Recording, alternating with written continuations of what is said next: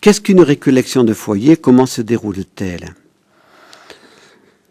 Les récollections de foyer ont été mises, on peut dire, en route par notre fondateur dans les années 85-86. J'ai été moi-même ordonné prêtre en 1986. C'était à peu près à ce moment-là que nous avons pu développer les récollections de foyer, puisque jusque-là, notre fondateur était trop seul pour pouvoir réaliser cet apostolat, s'occuper de la paroisse de Saint-Pierre de Colombier et s'occuper en même temps de la communauté.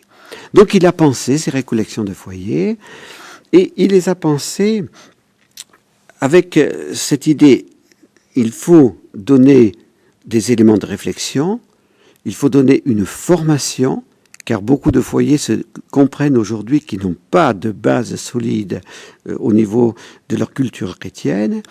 Il faut leur donner des moments où ils pourront échanger entre eux, et surtout, il faut leur donner la possibilité de faire une vraie retraite, et donc que nous puissions prendre en charge leurs enfants pour qu'ils puissent également aussi prier, réfléchir entre eux. Donc, nos récollections de foyer se déroulent avec 3 enseignements importants.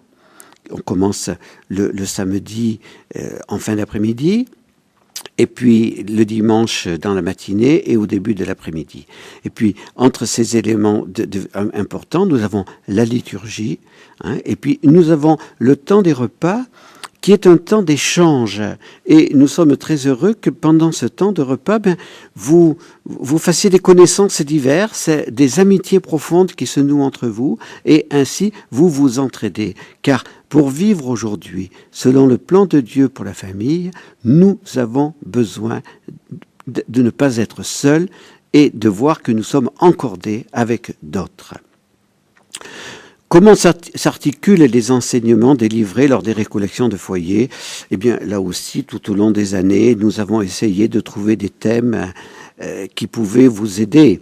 Et donc, depuis, nous avons pris particulièrement les enseignements sur le mariage, ensuite les enseignements sur les sacrements, sur la morale, et puis en ce moment, nous sommes en train de faire les enseignements sur le concile. Vous l'avez entendu, où vous allez l'entendre, Benoît XVI, en ouvrant l'année de la foi, a bien insisté sur connaître les textes du Concile. On parle beaucoup du Concile Vatican II, mais en fait, on ne connaît pas les textes du Concile. Et donc, nos récollections de foyer depuis 2 ans, et encore cette année et l'année prochaine, vous aident à connaître les textes du Concile. Et vous pouvez retrouver tout cela ensuite sur notre site grâce aux vidéos. Les temps de prière, c'est tout simplement la participation à l'office divin. Le Père, dans toutes nos activités, tenez à ce que nous fassions participer nos amis à l'office divin. Vous venez pas écouter la communauté qui chante, vous venez pas écouter une chorale, vous venez participer à l'office divin.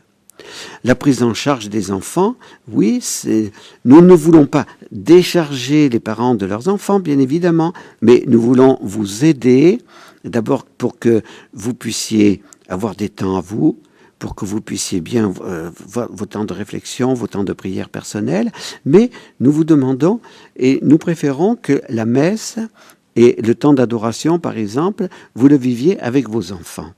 Parce que il est important que ces temps, vous les viviez en famille.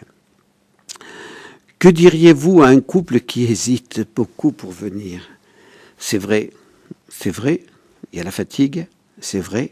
Et je suis émerveillé d'ailleurs quand je vois la générosité des papas, des mamans pour amener, pour faire les lits, pour défaire les lits, pour tout ça c'est du travail, c'est vrai. Eh bien, je vous dirais, n'ayez pas peur et vous verrez que Dieu vous rendra au centuple. Les week-ends foyers en 3 mots, alors là je dis c'est impossible car je n'arrive pas à dire les choses en 3 mots.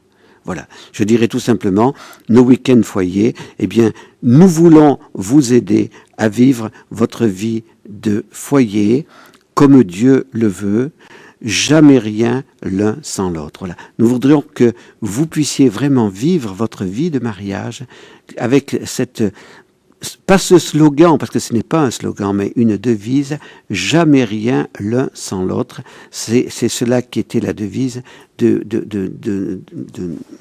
père et de mère Marie-Augusta, hein, et que vous soyez unis dans l'amour pour témoigner de l'amour de Dieu.